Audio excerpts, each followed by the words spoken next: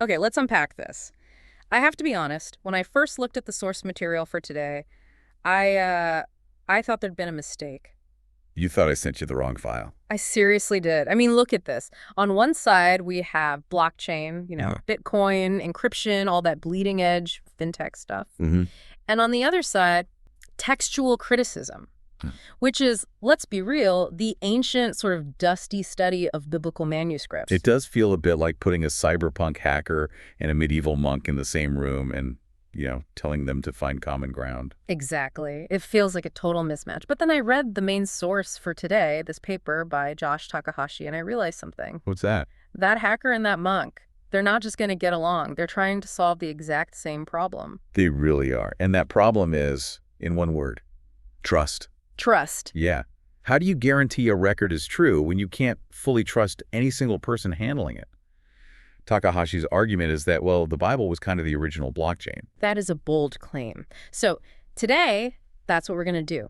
We're going to unpack how decentralization and verification aren't new ideas. They might be. Well, ancient survival mechanisms. And I think by the end of this, you're going to look at your crypto wallet and your bookshelf a little differently. Okay, so let's start with the basics. Give us the explain like I'm five version of blockchain, because I feel like it's a word everyone uses, but almost no one can actually define. Sure. So at its simplest, a blockchain is a distributed, immutable ledger.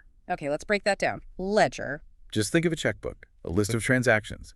Alice sends Bob 5 Bitcoin. Simple. Right. And usually that ledger lives in one place, like a bank's central server. Exactly. And Takahashi uses the classic analogy for that. He calls it a spider. A spider. Yeah, a centralized system. It has a head. If you cut off the head, you hack the server, the government shuts it down, the whole thing dies. A single point of failure. Precisely. Yeah. But a blockchain is like a starfish. The starfish. A starfish doesn't have a central brain.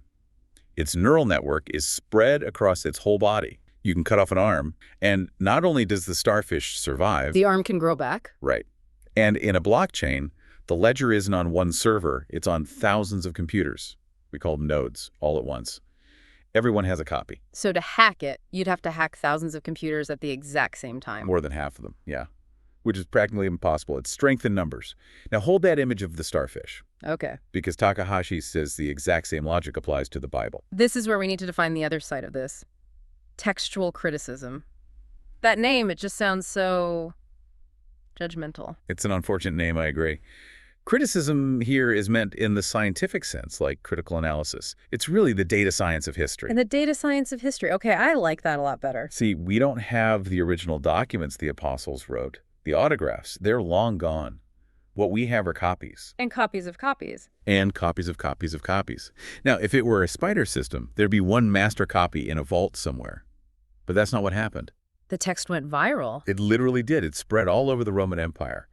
And the data set is just huge. We have nearly 6,000 Greek manuscripts of the New Testament, plus, 20,000 more in other languages? That is a massive number of nodes in the network. It's the largest for any ancient document, by a huge margin. And that's the decentralized network. Just like Bitcoin nodes, you have copies in different countries from different centuries made by different people. So textual criticism is the process of comparing all those nodes to figure out the original data set. Exactly. You're sifting through thousands of witnesses to reconstruct the original verified text. Okay, structurally, I get it. Decentralized copies. But Right. here's where it gets tricky for me. In crypto, I know there's complex math to stop cheating. The hash function. Right, a hash. How does that work? Think of a hash as a digital fingerprint. You take a block of data, say a list of transactions, and you run it through an algorithm. It spits out a unique string of characters. Okay. But here's the magic part. It's called the avalanche effect. Sounds dramatic. It is. If you change one single letter 1, comma, in that original data, the entire fingerprint changes completely. It doesn't just tweak it a little bit. It's unrecognizable. So I can't just sneak in and change, sent you 10 Bitcoin to 100 Bitcoin? Nope. The moment you do, the hash breaks. Yeah. The fingerprint no longer matches. Yeah. The whole network sees it instantly and rejects your change as a fake. It's a tamper-evident seal. Incredible. But how on earth did ancient scribes do that? They had quills and ink, not supercomputers. They didn't have computer code, so they built what you might call cultural code. And this is where Takahashi introduces the Masoretes. The Jewish scribes from the Middle Ages, right? Right, around the 6th to 10th centuries. And their job was to preserve the Hebrew Old Testament. And they were Obsessed. They developed a system that was, for all intents and purposes, a manual hash. A manual hash? What does that even look like? They counted everything. What do you mean, everything? I mean, they counted every word in a book. They counted every single letter in a book. Wait, seriously, every letter? Seriously. They knew, for example, that the letter Aleph appears 42,377 times in the Torah. But why? Why would you need to know that?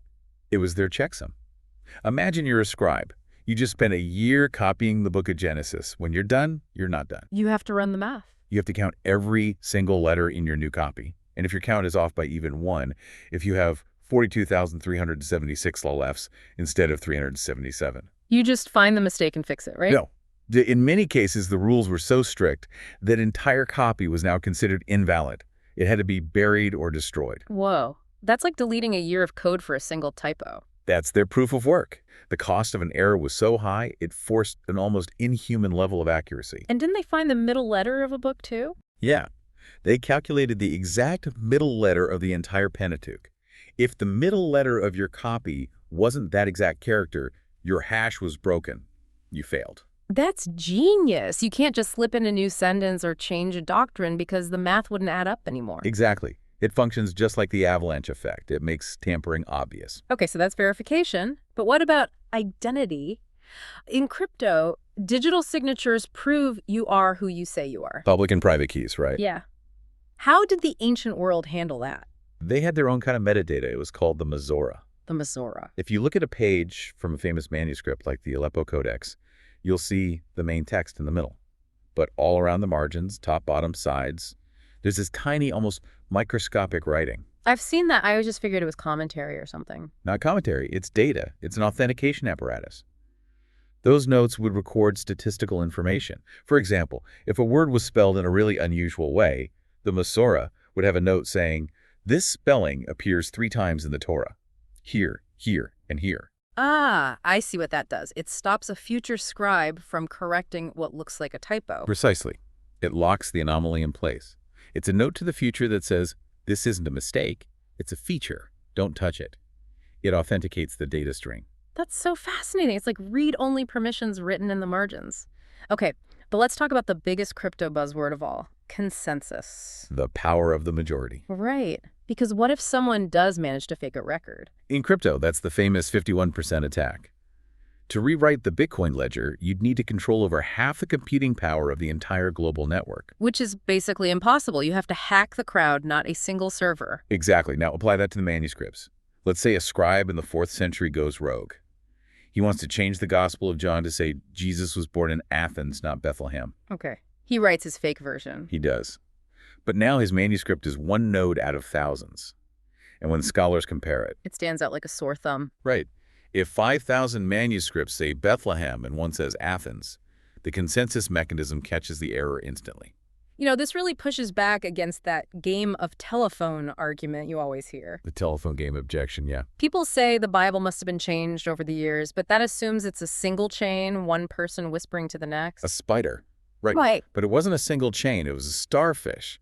It's like shouting a message to 1,000 people in a stadium and having them all compare notes.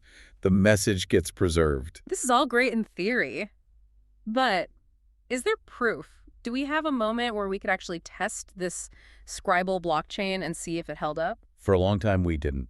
And that was a huge question mark until 1947. The Dead Sea Scrolls. The biggest archaeological find of the 20th century. To get why it matters, you have to understand the timeline. Before 1947, our oldest complete Hebrew Old Testament was from when? I'm guessing it was pretty late. Medieval, around 1000 AD, the Leningrad and Aleppo codices. So there was a gap of over 1,000 years between when it was written and our earliest copy. A huge gap. And skeptics, they had a field day. They said a millennium of copying by hand. The text must have drifted. It must be totally different. Which, to be fair, is a reasonable assumption. It is. But then a shepherd boy finds these scrolls in a cave, and they date back to as early as 250 BC. So we suddenly jumped back in time by over 1,000 years. We basically found a much, much earlier block in the chain. And here's the moment of truth. Scholars took the Great Isaiah Scroll from the Dead Sea and put it side by side with the Isaiah Scroll from the medieval Codex, written 1,000 years later. And what did they find? They were virtually identical. Identical, after 1,000 years of being copied by hand. Kakahashi notes the differences were trivial. Tiny spelling variations, like writing color versus color. The meaning was 100% intact. The core data was unchanged. Wow. That's mind-blowing. The hash held. The hash held, the system actually worked. It proved the decentralized verification process was incredibly robust. Okay, but I have to play devil's advocate. I've heard that stat that there are like 400,000 variants in the New Testament manuscripts. That sounds like a system failure. It's a scary-sounding number, but it's misleading. The vast majority of those are just noise. Noise. Spelling differences, word order, like Christ Jesus versus Jesus Christ, things that don't change the meaning at all. So it's not like one says love your neighbor and another says hate your neighbor. Not at all. None of the variants that have any real substance affect any core belief. The mainnet, to use the crypto term, has remained incredibly stable. Okay, so the system works, but I want to get to the why. For Bitcoin miners, the incentive is obvious. They get paid. Financial incentive. Right. You spend electricity, you solve the puzzle, you get a block reward. It aligns greed with honesty. It's a very capitalist model for security. It is. But the scribes, they weren't getting scribe coin. What was their incentive? Why spend a year on a scroll only to burn it because of one tiny mistake? Yeah, what was their block reward? Takahashi argues their incentive was actually stronger than money. It was spiritual. A higher calling. Literally. They didn't see it as just data. They saw it as the sacred word of God. Their reward was a heavenly inheritance. And the penalty for messing up wasn't losing money. The penalty was displeasing God, which is a much heavier consequence. They believed they were handling something holy, and that demanded perfection. That's a fascinating contrast. One system is secured by the pursuit of profit, the other by the pursuit of holiness. And yet the result is the same: meticulously preserved data. And that leads to Takahashi's final point, this idea of providence. Providence! We spend billions on cybersecurity and encryption today, right? We're trying to use math to build systems of certainty because we know that humans are fallible. We don't trust people, so we trust the code. Exactly. But the ancient scribes had a different view. They believed in a divine certainty. The source quotes the prophet Isaiah, "The grass withers, but the word of our God stands forever." So they didn't think it was just their own meticulous counting that preserved the text. No. They believed God was preserving his word through their diligence. It was a partnership, a convergence of human effort and divine promise. It really makes you see the Bible not just as a book, but as a survivor. It survived time, decay, censorship, all of it, because of this incredibly resilient, decentralized network. It makes you look at blockchain differently, too. We think we're so clever, so futuristic with our distributed ledgers. But maybe we're just catching up to an ancient idea. I mean, is it possible that the most cutting-edge financial technology of our time is just a digital rediscovery of the discipline that ancient believers used to guard what mattered most to them? Is the blockchain just a digital monk? I love that. It's definitely a thought to chew on. Well, that is a lot to process. Thanks for walking us through that. My pleasure. And for you listening, next time you hear about Bitcoin nodes or ancient manuscripts, just remember, providence versus protocol. The ancients trusted in a divine promise. Psalm 12 says, "The words of the Lord are pure words. You, O Lord, will keep them." They believed God was the ultimate guarantor of the ledger.